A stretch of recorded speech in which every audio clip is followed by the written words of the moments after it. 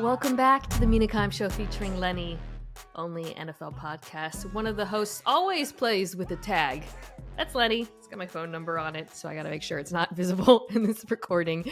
I'm Mina Kimes, and I am so happy to be joined for his first regular weekly appearance of the season. One of the hosts of the Domonique Foxworth Show. You have heard him on this podcast if you've been listening for any length of time. You can see him all over ESPN. He recently got his hair cut. Domonique, welcome back to the show.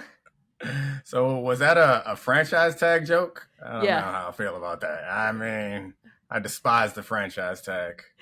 Yeah, I guess that makes Lenny like a company man that he plays under this. I mean, most people. Nah, I would have appreciated a franchise tag or two. Honestly, I wasn't good enough. That'd have been good money for me.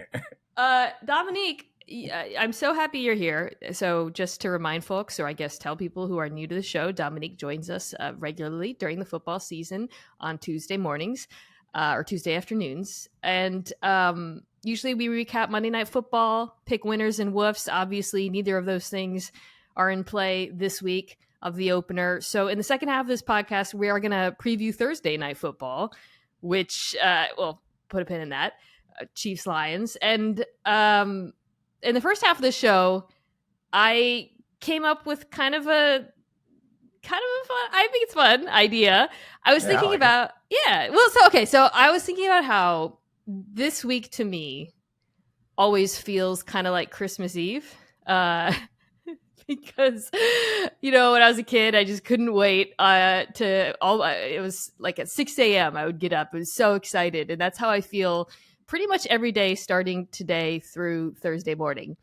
And my family has a tradition on Christmas Eve. I don't know if your family does this, Domonique, or any of the listeners' families do this for any holidays, where we get to open one present. And it was always very strategic. Like my brother and I, when we were kids, if there was something we were eyeing because we like looked kind of big, or I knew it was a dollhouse or whatever, I would open it with glee. Let me stop there. Have you ever done that? No, my family believes in discipline. Delayed gratification is how you become a champion. So no, we didn't do that. But with my kids, we go to my mom's house the night before, and she gives them like 30 gifts. And so they have like a full Christmas the night before. Okay. No, I was talking about me growing up. We were talking about growing up. Yeah. Fully disciplined. But now we've given up. We have spoiled kids, and that's the way it is. Okay. Well, my fans are like my kids, my listeners, and we're going to spoil you. For the first half of this podcast, we're going to go through every team, and Domonique are going to give you, each of you fan bases, one little gift. We're going to go around and say something nice about each team, because this is the moment of the football season where anything can happen. You know, like your team, like right now, everybody's on the even playing field. Good things can go down. We're not going to say obvious things. The only ground rule I set for Domonique is like nothing obvious. Like we're not going to be like, Bills fans, Josh Allen, shut up. You're spoiled. Like we're going there. I mean, it's fair. Yeah, we could do that, right? I could say that.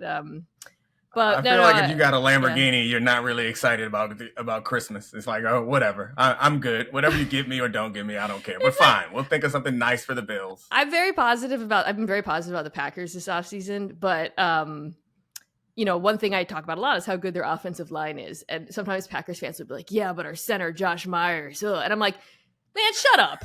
Look around the NFL. Y'all complaining about your center. Yeah. You're like 3 deep at every position. Anyway, sorry. Yeah. That's neither here nor there. It's like guards and centers. Like if you're going to be, if you could choose to be weak at some area on offense, that's where you got to be weak. So you're good, Packers fans. Okay, so we're not both doing one for every team because I have a tenuous grasp on the clock as it is. So we're going to do them all. I gave you half of the league. I took half of the league. I will go first, and I will start with the Bills. So we're starting let's start with the AFC East and work our way back across the country, as so often is the case. Something I want to say nice about the Bills.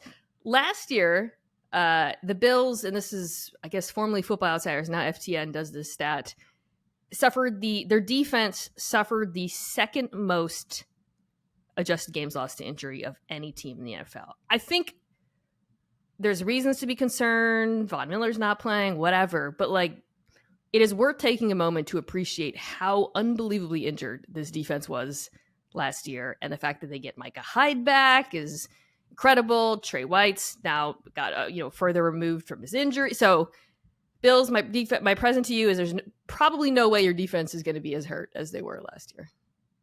Yeah, that's one of the positive regressions. You can't be as injured. And you had Trey back last year, but as a cornerback who came back from ACL, the further you get away from it, the better it feels. So I think you'll have a better version of him. May not be back to tip-top condition, but he'll be one of the better corners in the league, which is nice. And I was ordered to stick close to time, so I will not lollygag. Miami Dolphins next.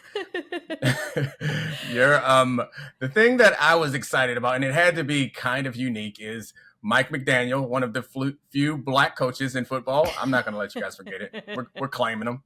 We'll take him. If he would have done poorly last year, no thanks. But you have him, and you have a distinct heat advantage. I played there in my rookie year. That's a good one. My very first game of my NFL career was in Miami. They were not good. We were pretty good with the Broncos, and they beat us at the end of the game. And I was just on special teams, but by the end of the game, all of our corners were hurt except for me. And there was a guy playing the other corner, was a safety. And so we had no chance of winning that game because of that distinct heat advantage. You'll remember what happened last year against the aforementioned Bills. Yeah. So you got one of the few, as we look around the league and we look around pro sports and we accept that home field advantage or home court advantage is not quite what it used to be.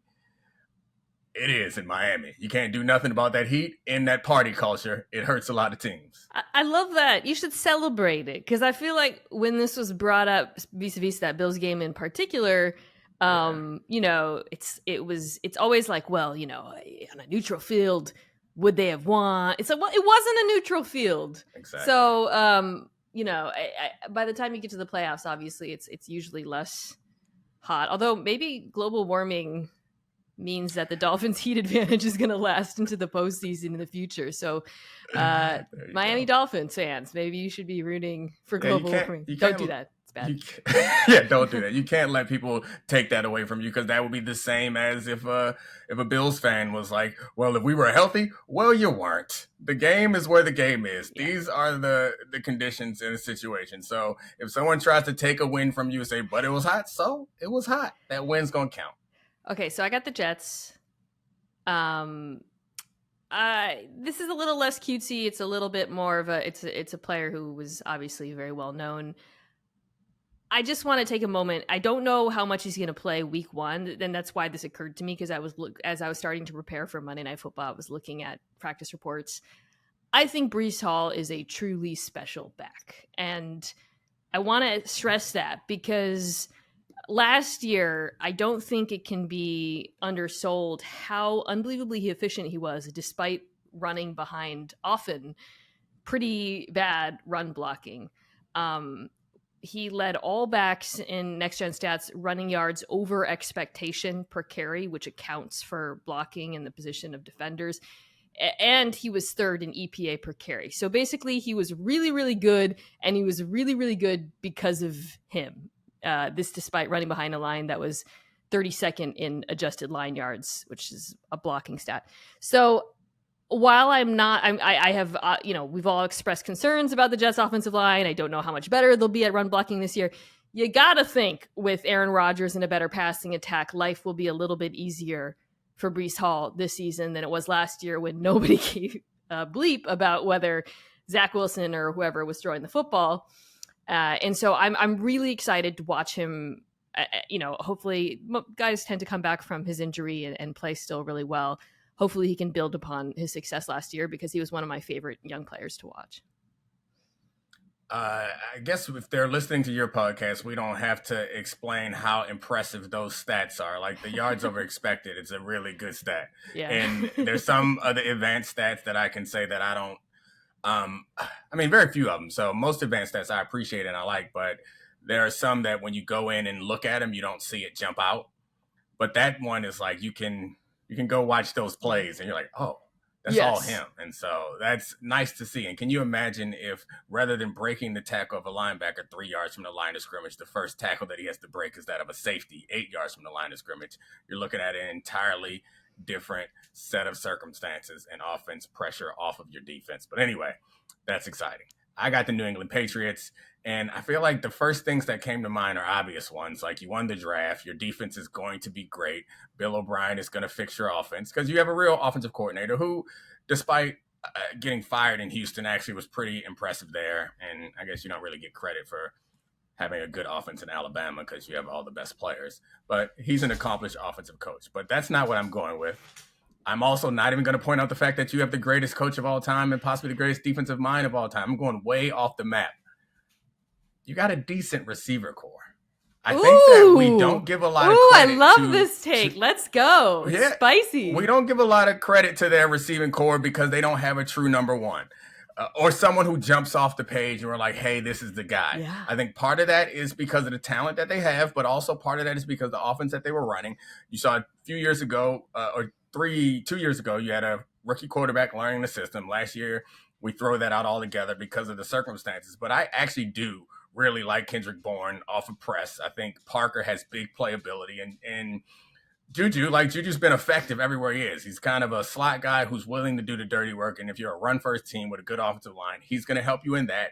And also, he makes plays. Yeah. He's not going to run away from anybody, and his plays aren't always going to be sensational. But I think the wide receiver core is underestimated, and they might surprise some people this year with a good offensive coordinator. That's the best one yet. Congrats. That's a really good one. I love it. I think they're underrated. I agree with everything you said about the particular skill sets of the receivers.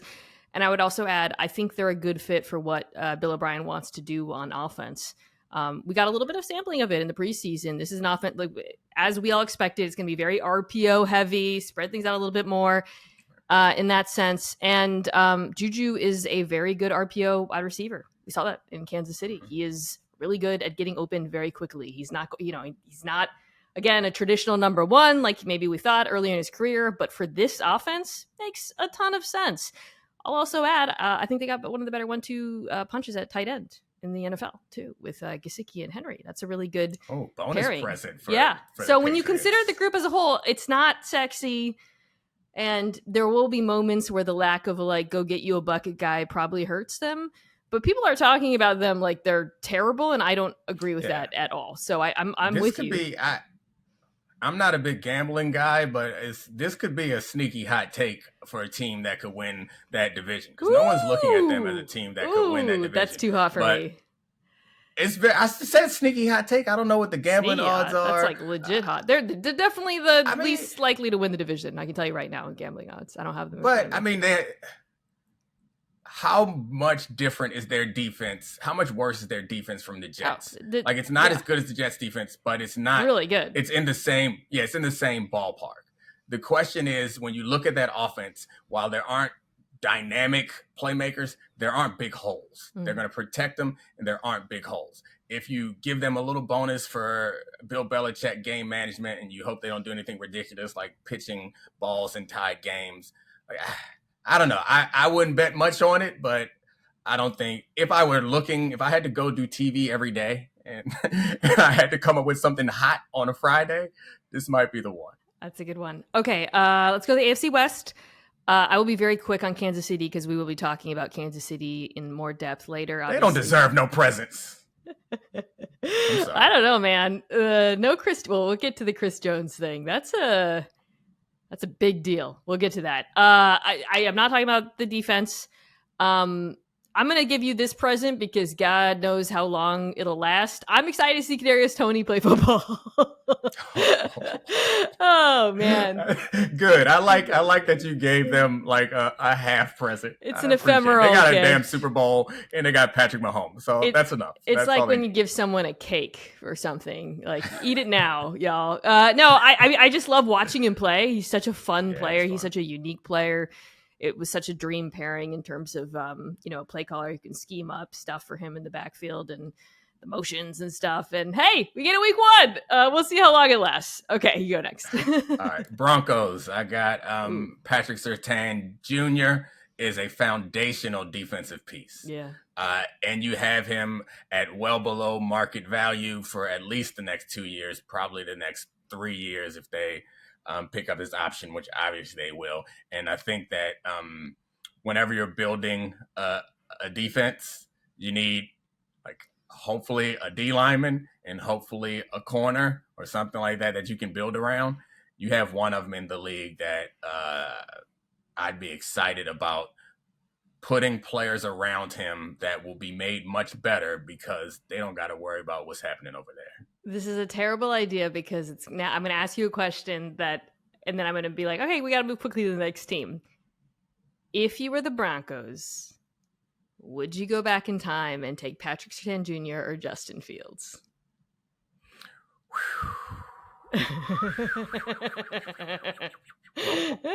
Well, I think we agree Surtain Jr. is like one of the 3 best cornerbacks in the NFL. Well, I mean, if it keeps you from making that trade for Russell Wilson, then you go ahead and grab Justin Fields, right? Oh, it hurts you so much to say that, I can tell.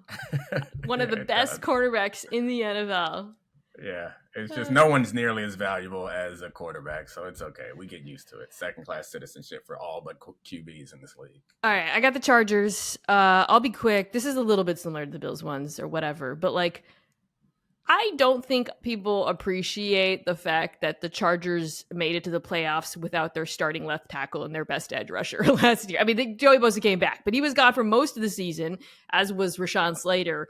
Those are such important positions. Like, it's not just, they were missing a linebacker or whatever. No offense to linebackers, but like, that's massive. And, I have been reluctant as anyone to get too enthusiastic about the Chargers because of our past history of being burned. But like, and I'm reluctant to say, hey, they're back, because God knows what sort of bad luck that will lead to. But it was a massive, massive, massive deal last year for this football team. Totally constricted what they could do both offensively and defensively. And now everything's back on the table. Yeah, the corner that they signed didn't quite work out. That team overcame quite a bit, but they also had to overcome their coach playing relevant players in irrelevant games. Sorry, Chargers fans, you had that last season also. We're supposed to be this new year, new you. Let's move on to Vegas. I got a few for Vegas because I feel like you're going to say that the first one doesn't count. If Tom Brady comes back, he's coming back for you. Doesn't count. Because he has minority ownership. Like, he's not going to go play for a team he doesn't own. So, congrats. There's that. Right, but the real one is Tyree Wilson looks really great in his uniform.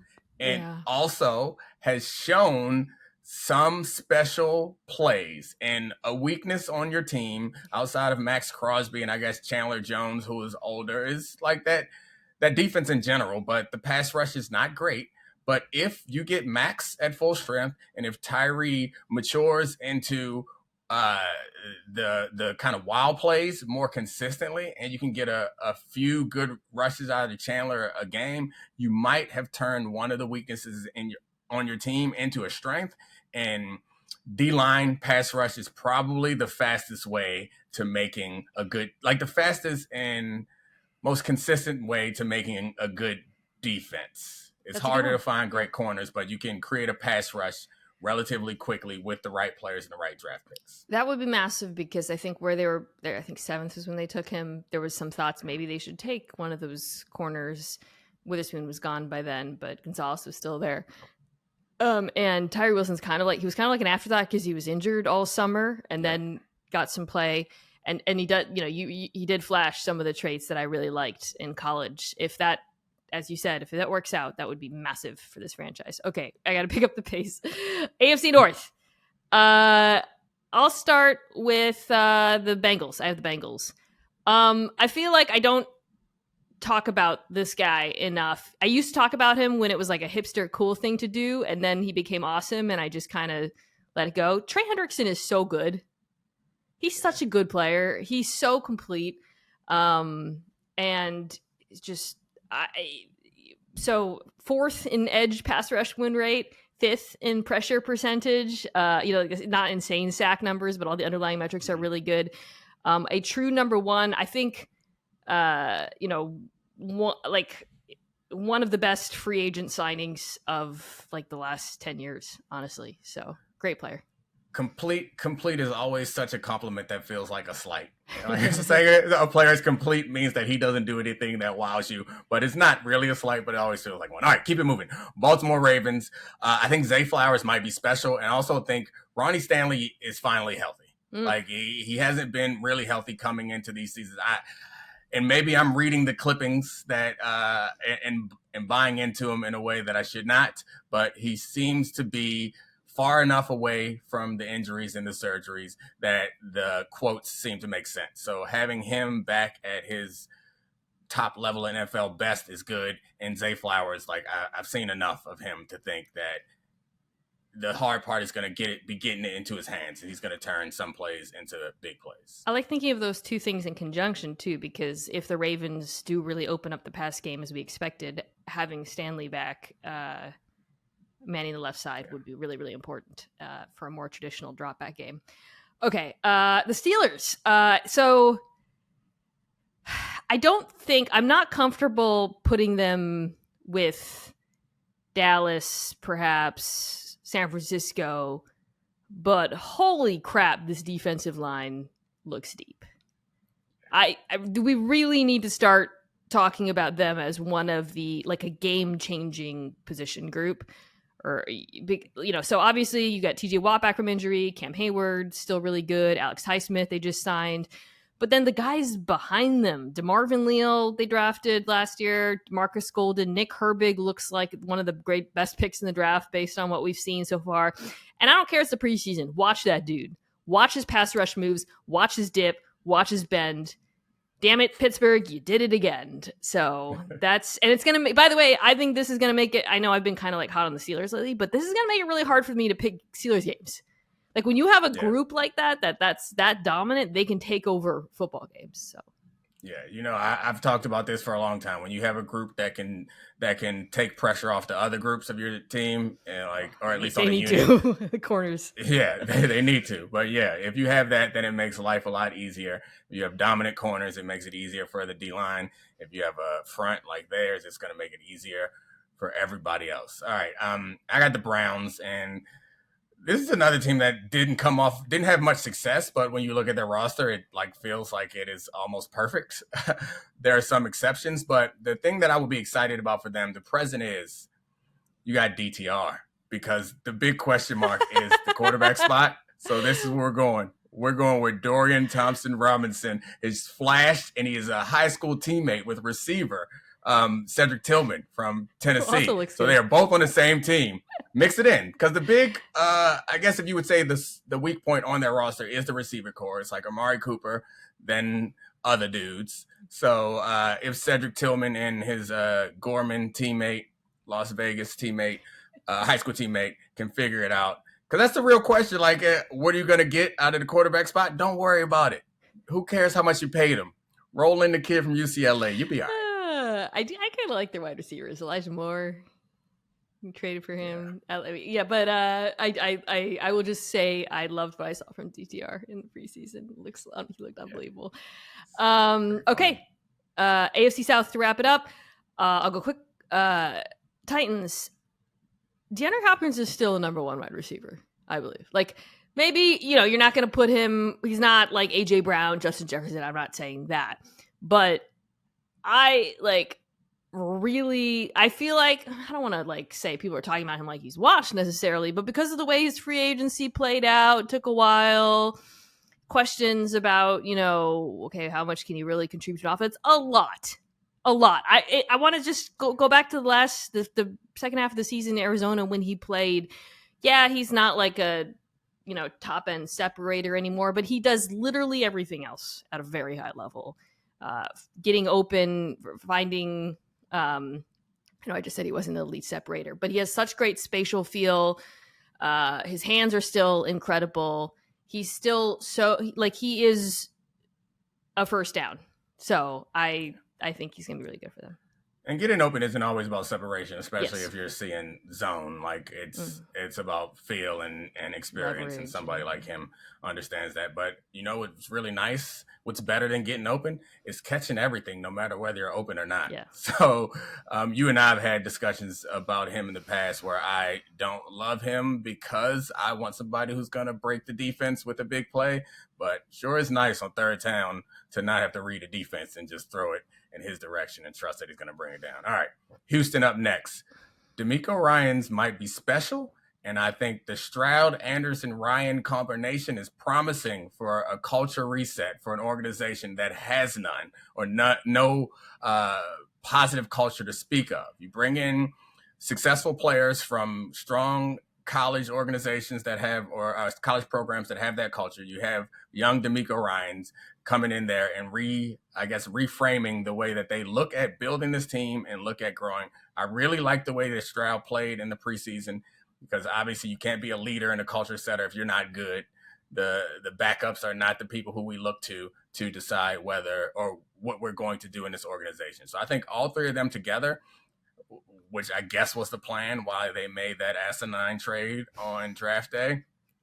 But the three of them together playing well and on the same page, I think could be the foundation of a culture, which is much more sustainable than anything else in professional football. I'm going to reply with my Colts one because it's very similar. I feel the same way about Shane Steichen and Anthony Richardson based on this summer. Mm-hmm. I agree with you on Ryan's. I feel like both AFC South teams got it right with their coaching hires. It's obviously very early. But just kind of based on what we've seen in the preseason, I like the way he talks about Richardson, the way he talks about the offense, obviously dealing with a very sticky situation with Jonathan Taylor. That's not his fault. But he seems to be navigating it well. Honestly, he hasn't put his foot in his mouth. He's been pretty careful about it. And yeah, it kind of the same answer for Indy where I'm like, damn, okay, I think both Texans fans and Colts fans should feel good about the decisions that their ownership's made. All right, Jacksonville, you had the best quarterback in the division. I think that just pointing to Trevor Lawrence might be a cop-out, but pointing around the division makes it feel like, okay, all right, here's a better one. Okay. You're 1 year further away from Urban Meyer and 1 year deeper in with Doug. How's that? You got the cool stepdad. Did you see the TikTok? I don't know if I sent this to you. And it's a little bit spicy to read a reference here of Urban Meyer on the host of their big noon show or whatever. You didn't send that to me, but I saw it. Yes, it was hilarious. It's just Google dirtballing on Twitter. Yes. Okay. Yeah, we don't have to be nice to the Jags. Everybody's nice to the Jags. Okay, NFC. Moving quickly. Let's go. I got to go in for Washington. So the last two drafts, their first round picks, I think both of them, people were like, a little bit surprised by. Last year, they took Jahan Dotson, wide receiver for Penn State, who I liked. But, people were like, whoa, okay, interesting. And then I think the same thing, it was a kind of similar reaction this year when they took Emmanuel Forbes, the Mississippi State cornerback, he was a riser up draft boards. I talked about him a lot. Undersized, great instincts, ton of pick sixes. I think both those picks are looking pretty good. I mean, it's obviously very early with Forbes, but during the preseason, he flashed some of the traits I think that you'd really want to see that I kind of alluded to.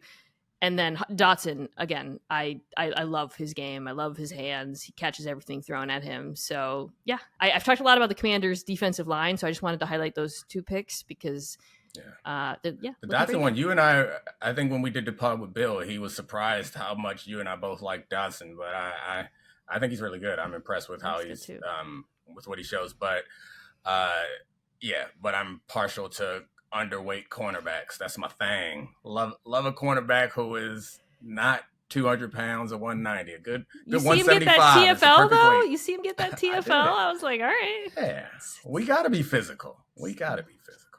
People judge us. Anyway, all right, I'm with the Cowboys, so it's not going to be Mozzie Smith. I feel like that is too obvious. It's going to be the free agent signing of Gilmore, not just because he's a good player, but because of the type of player he is. I think he might possibly be the most impactful addition that they made. I know they wanted to shore up that run defense, but shore up the run defense. But what's more important is the pass defense and having someone opposite Diggs who is scheme agnostic and incredibly talented. Like played very well in zone schemes, played very well in heavy man schemes, like in New England, and is as smart as they get and as calculated as they get. Which honestly, hanging out with Diggs, you can rub off a little bit. Let's be a little bit more judicious without risk taking. So all around, he's going to make the defense better, and he might make your true number one corner a little better. God, they got to throw one of them. It's going to be quite a year for Dallas. That's great feeling to have. Okay, I have and the then Giants. They got to throw on one of them while Micah Parsons is trying to get to you. Anyway, sicko defense. I think the Giants this year could. This is health dependent, have one of the best 12 personnel offenses in the NFL. Saw got a little taste of it in the preseason with Darren Waller. Love the way they were moving him around. And I alluded to this on our All Underrated pod. He really opens up things for Daniel Bellinger, who I think is quite an underrated tight end, a good blocker. So I think just teams will constantly be put in a blender when those two guys are on the field together. I'm excited to see it. Oh man, what a impressive gift. What a nerd gift. Y'all gonna have the best 12 personnel. You might have the best 12 personnel in the league. I love it. 12 is effective. All right. I think for Philly, they fall in the Chiefs category where it's like they don't deserve any gifts because they are spoiled rich kids. But I would say that we're going to get a chance for their kind of freshman and redshirt freshman class, the guys like the blue chippers that we haven't seen much of. Like, that's the gift. We're going to see, like, Nakobe Dean slid in that draft in Vegas, and I remember being wowed, frankly, by his tape. And the same thing with Jordan Davis. While his tape isn't as impressive, just looking at him is like, oh, that's going to be good. And then the true freshman and Jalen Carter. Like, I think getting all of those kind of guys who they haven't seen much from on the field, that's the real gift. And it feels like a gift because we don't know, but pretty optimistic. They got some good wrapping paper. They got some pretty big boxes. I feel good about a Nintendo being in one of those Christmas boxes. NFC West, Seahawks. I got the Seahawks. Nice. I know I've been dubious about their defensive line, the pass rush, but I do want to say Uchenna Nwosu, former Charger who they signed last year, that was like one of John Schneider's probably best moves of the last 5 or 6 years, certainly in free agency. And then they extended him 3 years, $45 million, about 30 guaranteed, very reasonable based on his production, often which he had to do by himself last year. So they added Draymond Jones. Hopefully that makes life a little bit easier for him. But he's been pretty much everything they could have hoped for and more.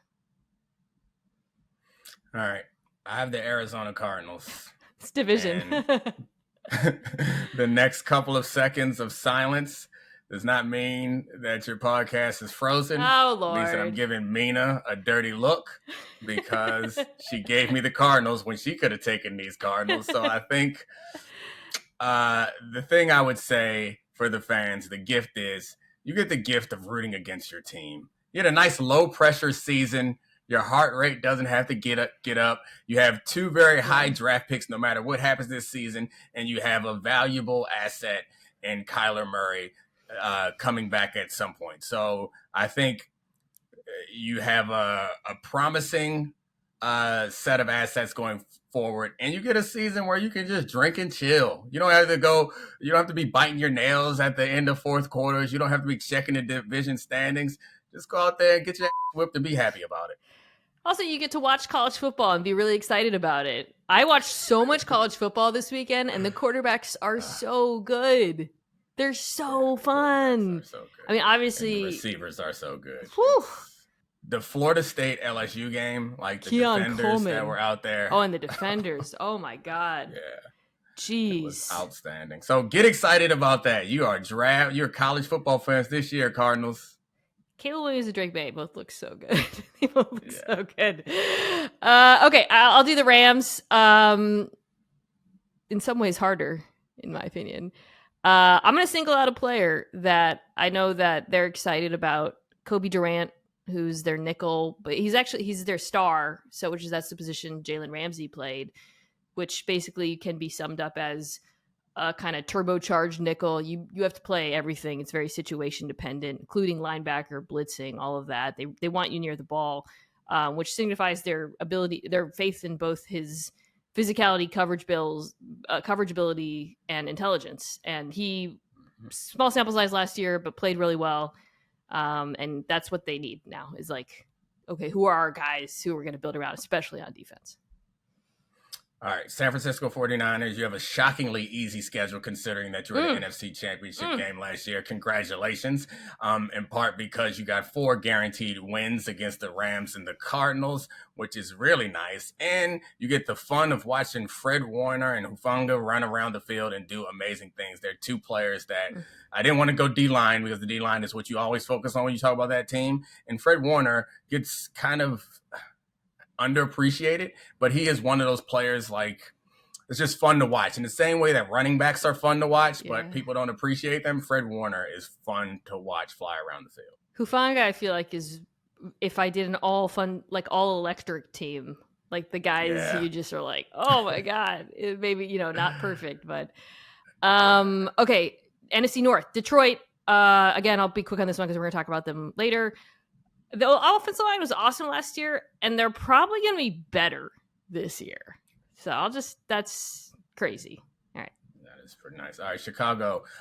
You have a potential boom on offense. So I feel like I'm not even going to put the bust potential out there, but I think because DJ Moore, we saw in the preseason what Carolina fans have been seeing and what Maryland Terrapins have been seeing for a long time out of DJ Moore is get the ball in his hands. He might do something special. And you got Mooney, who's a 4.3 guy, super fast. Chase Claypool, also a receiver who, while I didn't love that trade and he hasn't panned out well, we've seen when he kind of blew on the scene was with that game his rookie year with the Steelers, where he just was essentially mossing everybody and had, 3 touchdowns in a game? So, like, while I wouldn't say that this is like one of the top receiver cores in football, they certainly have a bunch of like explosive players. So you have the potential. And I didn't even mention the quarterback who's a boom waiting to happen. Yeah. I think more, obviously, it's like two catches for like, 90 yards after the catch or whatever this preseason, but it was a good reminder like, oh right, he's a true number 1 and also just so good on the short stuff, getting yards after the catch, which is much needed in this offense. I have the Vikings, and so I've talked a lot about the Vikings offense, which I am very optimistic about, much more nervous about the defense, but one player I really like is Marcus Davenport. I know when he's been healthy, I think he is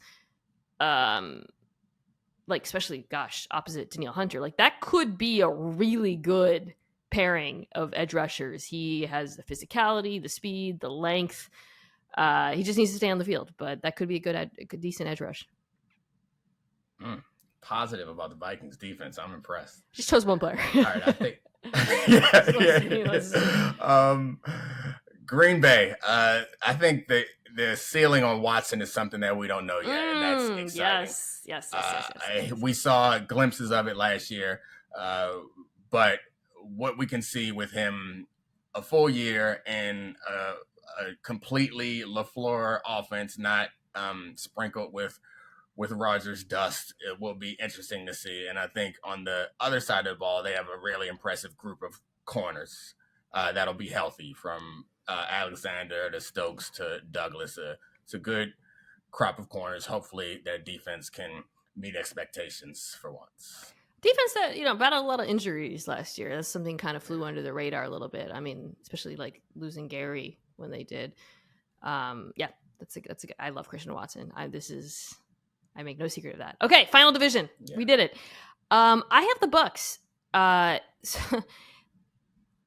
I think Antoine Winfield Jr. is one of the best safeties in the NFL. And there was a brief moment where they were like playing him at the nickel and they moved him back, thank God. And I'm so happy about that. And I think the secondary is really good.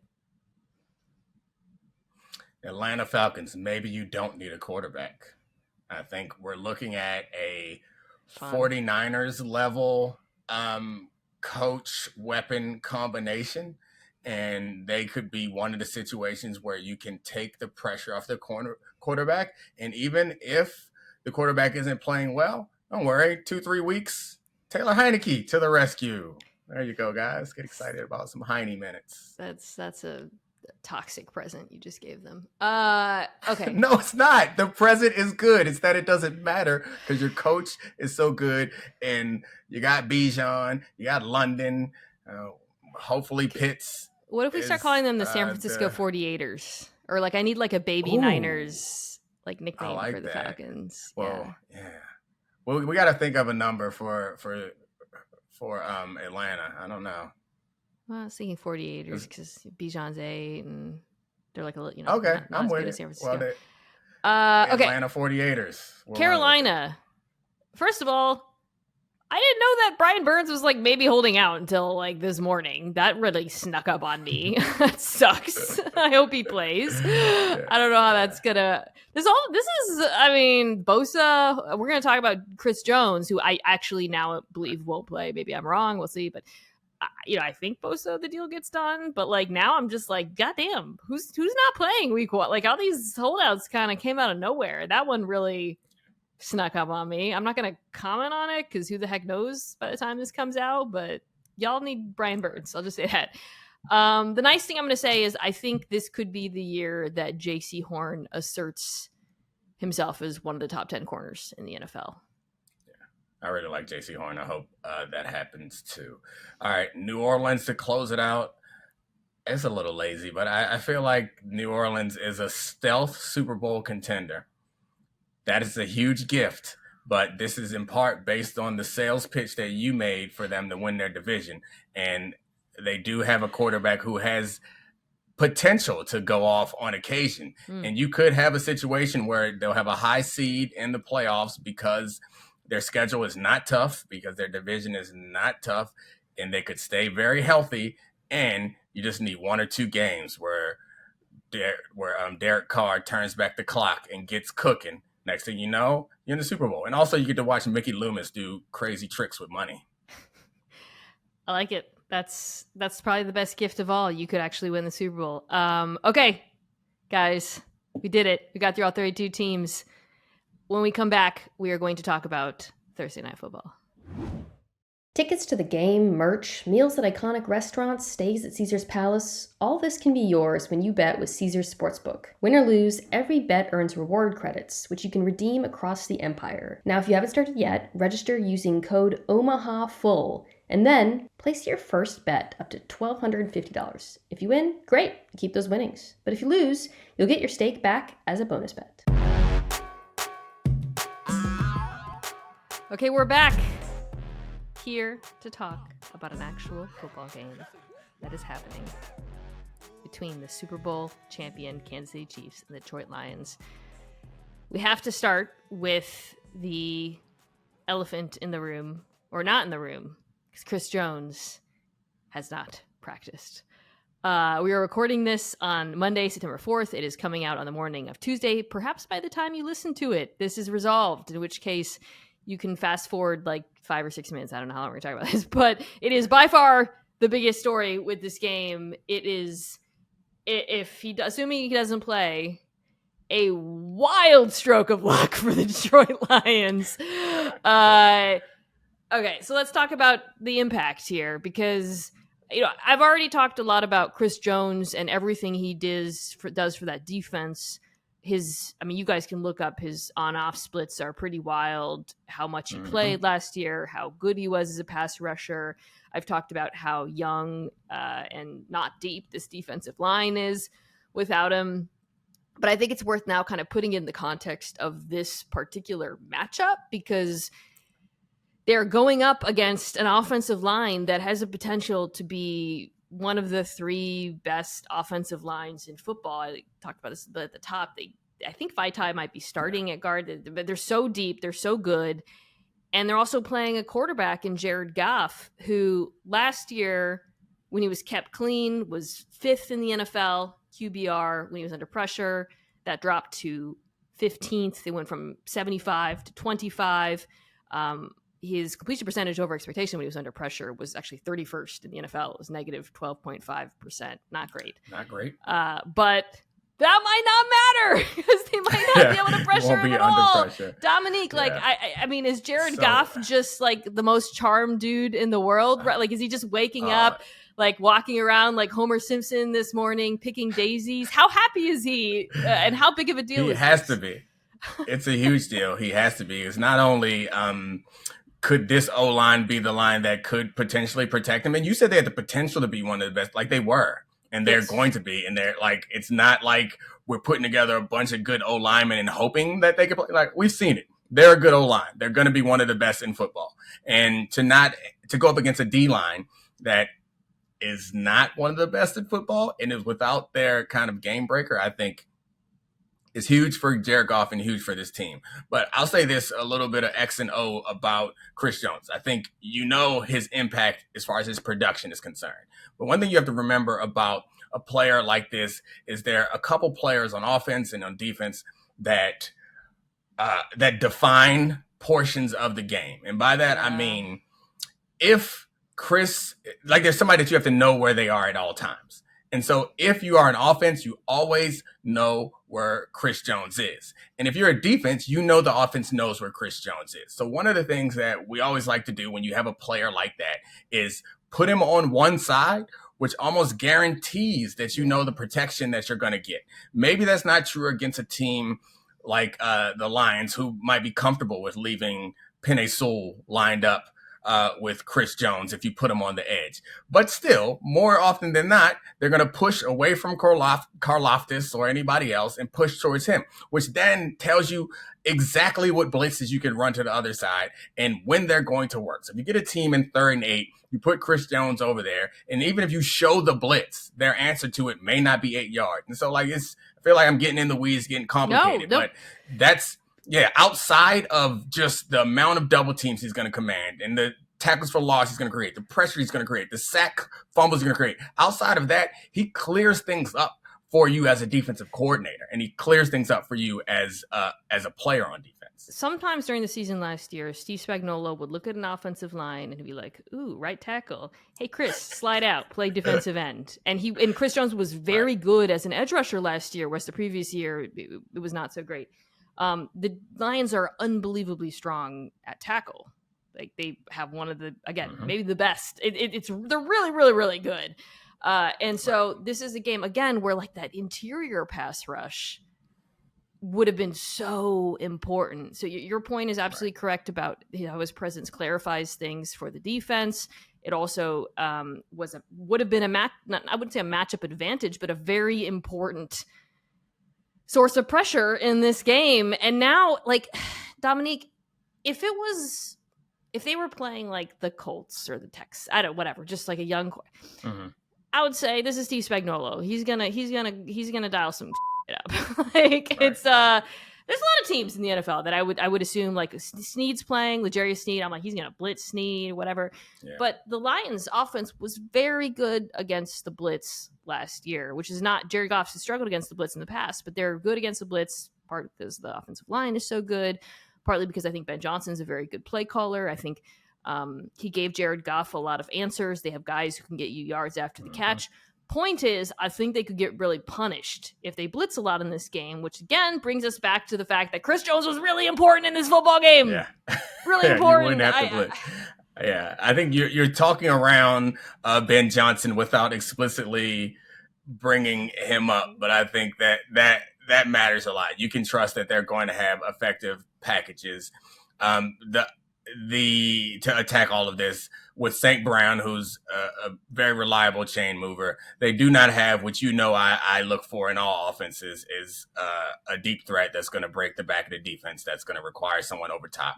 But they do have a running back, which is a question. So that's an interesting thing, too, for the Lions this entire season, but especially this week 1 game that is going to kind of shape the narrative because it's a nationally televised game. Everyone's going to watch it. It's going to shape a lot of narrative for everybody going forward. And since they drafted an inside linebacker from Iowa and a running back, we all of us like nerds and nerd adjacent football people are like, what the hell are they doing? So I will be watching for them to be like, we knew what we were doing. Watch this impact that Jack Campbell has from the inside, and watch how dynamic Jahmyr Gibbs is and how we have to account for him. So I think that's another dynamic of this offense that I'm looking forward to seeing. Yeah. So the offense, again, Chris Jones isn't there. Very different, I think, in terms of how much of a pass. Like, if Chris Jones is playing, I would actually expect him to run the ball a lot more. I think without him, because they're going to trust that offensive line to hold up in pass protection, there will be more opportunities for Jared Goff to throw the ball. But I am very interested in seeing, like to your point, like what it looks like. How do they deploy these skill players? How much run do both Laporta and Gibbs get? Gibbs in particular, this Chiefs linebacker group really rounded into shape last year as the season went on, and they have really complementary skill sets. Nick Bolton is a thumper, but you don't want him in coverage. Gay Jr. is better in coverage. Chenal is more of a thumper as well. So I think there'll be an interesting bit of a chess match there with Ben Johnson versus Steve Spagnuolo, in terms of as he moves, and he's going to move Gibbs around, he's going to use him kinds of crazy way. Although wouldn't it be funny if he just came out and he just was running between the tackles on every down? But I like it. I hope they come out in I formation and just pound it like 1993. They might have success in doing so, because that's not. I mean, Chris Jones being out affects the run defense as well. The Chiefs were pretty good against the run. They were very good against play action in the second half of the season. They were 29th in EPA per play on passes to running backs, which doesn't bode well for the Jahmyr Gibbs matchup. But again, some injuries there on that linebacker and stuff. Bolton was the one that scored a touchdown in the Super Bowl, right? Yes, the Super score. Yeah, he's a good player. That's incredible. He's a cool player. That's just it's really cool. I don't know, scoring a touchdown in the Super Bowl as a linebacker is pretty cool. Anyway, sorry. I think I don't think this is going to be if Chris Jones doesn't play, I'm not diminishing the challenge for that, because I think there's still some really good players on that side of the ball, but I don't know if we'll get a real sense of what this Lions offense is capable of, if that makes sense. Yeah, or what this Chiefs defense is capable of. Yeah, so you won't get a real sense of any of that stuff without him on the field testing them. He's the one guy. You want to go to the other side of the ball? Yeah, let's go to the other side of the ball, where this is little, just less uncertainty. I'm really interested in. We'll talk about the Lions defense in a second. This Chiefs offense. So I was really looking at all the snaps in the preseason and trying to figure out who their starting receivers are, what personnel groupings we saw, just because there's a lot of questions. This is, there's quite a bit of turnover. We know that the offensive line is going to look different. And you can't read too much out of the preseason, obviously, because it's the preseason, but Patrick Mahomes did play, a few drives. And when he did, they were mostly in 11 personnel. They mixed in some 12, but Tony didn't play. So everyone kind of slides. I think it's going to be MVS, Sky Moore, and Tony is the impression I get. And then they lost Jody Fortson, who's one of their tight ends, to injury for a while. I'll say this. It's the Chiefs, so you never want to say this passing attack won't. I think the passing attack will be efficient. And I think, we talked about Kadarius Toney and how exciting he is. And they're going to scheme up crazy stuff. And there's going to be a ton of tomfoolery. I would test this Lions defense on the ground, because as improved as they are on the back end, see what the pass rush is, pretty similar run defense. I don't think Campbell is actually going to start. We'll see how much he plays, but the front seven was, even in the second half of last year, as this defense improved some, and it was mostly on the strength of the pass rush, still could not stop the run. And the Chiefs quietly became one of the best rushing teams in the NFL last year.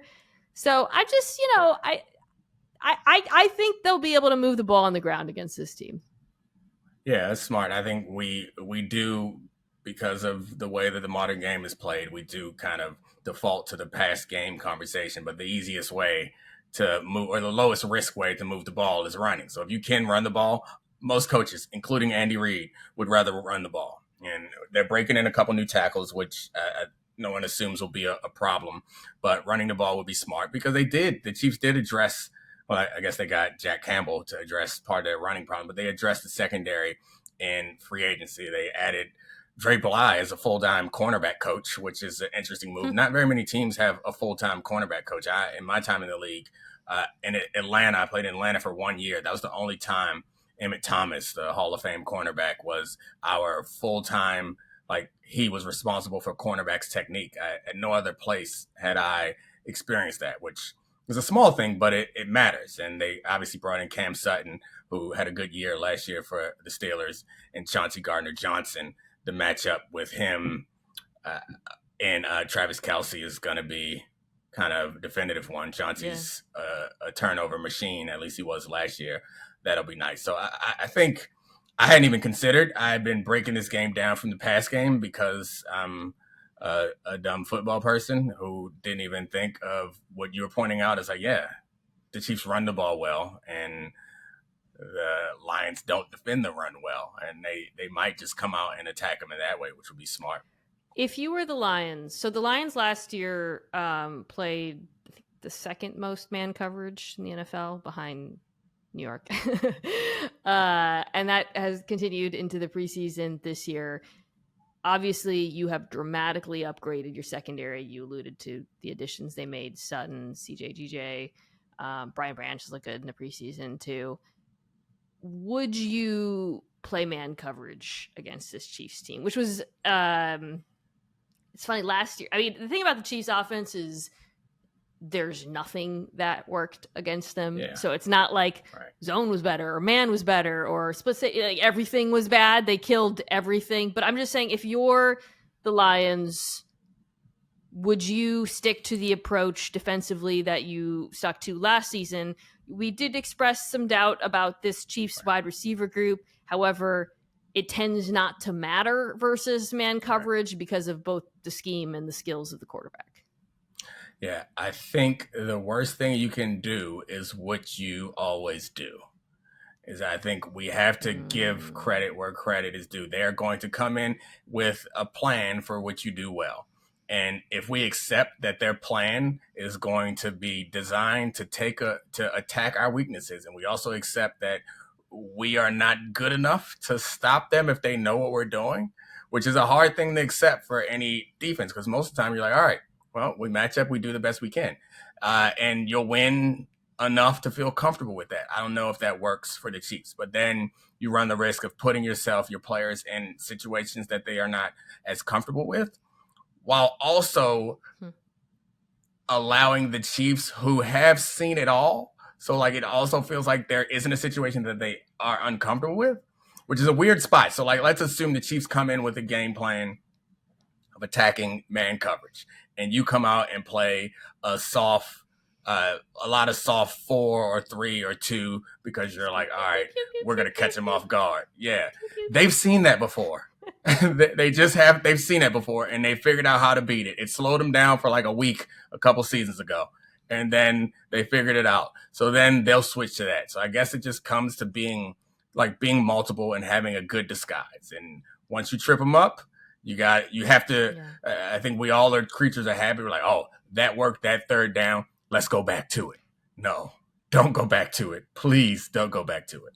I will say, I think that this current Lions build on defense is much better suited to play the Kansas City Chiefs because they have all of these multiple guys in the secondary.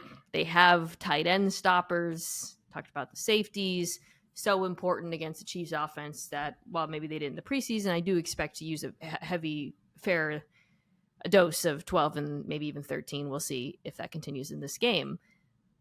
But the thing is, even if you're like, okay, we got Travis Kelce, it always feels like they have the counterpunch, whether it's Kadarius Toney on a sweep, MVS, bring you open downfield, or maybe it's like, oh, you're putting a bunch of safeties on the field. That's cute. We're going to run the ball. They have so many answers for the things that defenses can do. And that, to me, it you talked a little bit about mixing it up in disguise. I think you just you kind of need someone to make a play. You need, whether it's Chauncey Gardner-Johnson forcing a tip ball and it's an interception or something. It kind of feels like Or maybe Aiden Hutchinson blows past Donovan Smith and you get a strip sack. I don't know. Like, it just feels like defensively, even as improved as I think this Lions defense is, I think they're going to have to turn Mahomes over once or twice to stay in this thing. Yeah, I mean, it's with the talent and the rules and the coaching staff. Yeah, at some point on defense, most times you're going to have to find somebody to make a play. And you can scheme opportunities for people to raise their probability of making a play. And I think in the secondary, if you have veteran players who are smart, is taking calculated risks and covering for each other when you can and having those communications. It's hard to do when you're trying to like rebuild the foundation. That's like a step 2 or 3 thing where like when playing with Ed, it was like, all right, well, this is the time we're going to take a risk. When we see this formation, we see this situation, this is the time we're going to take a risk. When I was playing at other places without safeties like that, there were no times when we were allowed to take a risk, because you know what happens when you take a risk and you blow it and you're not an established guy, you're off the field. So that's I guess because they brought in these guys and they paid these guys, they might feel more secure. But as good as your technique is, sometimes your technique is going to deliver. And sometimes you reading your keys and following the rules is going to deliver a play. But also sometimes you saying, these rules, I know what's coming, and I'm going to go take a risk is how you make a play. And they're playmakers. Like, I know me saying, like, someone's got to make a play and turn Patrick Mahomes over. Well, yeah, no shit, Sherlock. But, like, we're talking about Gardner Johnson, Kirby Joseph. I think Cam Sutton also has good ball skills. Yeah. Like, these are guys who can turn him Hutchinson over. Got interceptions and sack fumbles. Yeah. So I think batted passes. So I think it's possible. All right, let's wrap here. Is the Chris Jones thing changing? Like, I assumed before Chris Jones, you were going to pick the Chiefs. I was going to pick the Chiefs. Yeah. No disrespect to the Lions. It's the Kansas City Chiefs. Is that enough to swing you? No, it's not enough to swing me. It's not enough to swing you either. No, it's not. It's not. You know it's not. We all know it's not. The Lions could win because it's football, but no one believes that Chris Jones is enough to make Patrick Mahomes worse than Jared Goff. It could make it a shootout. I will say that. Yeah, okay. You know, I actually believe that. Like, smash the over. Oh, yeah. I think this could be a high-scoring game. I'm not doubting that it could be a shootout. Yeah. One side has a weapon, and the other side has a world destroyer. Like, it's entirely different categories. One guy's in the conversation of greatest quarterback of all time already. The other guy left his team, and then they won a Super Bowl. Dan Campbell's going to do a Deion-style press conference. Domonique Foxworth, you didn't believe. Do you believe now? Do you believe now? You got to play them without Chris Jones is what you can say. No, I think I will say it certainly makes it more interesting, and I do believe that. I will I still probably will pick the Chiefs, but this game it's definitely closer in my mind for all the reasons we talked about. Smashing the over on Domonique Foxworth appearances this year on the Mina Kimes Show. So excited. See you next week, buddy. See you next week. Go check out the Domonique Foxworth Show as well, which recently merged with Debatable. So I know you guys are putting out a ton of episodes every week, so people should check that out too. Can't wait to do this. We're getting together after Bills Jets. It's going to be freaking awesome. I can't wait. For listeners to the show, I will be back later this week previewing the slate of games. I can't wait.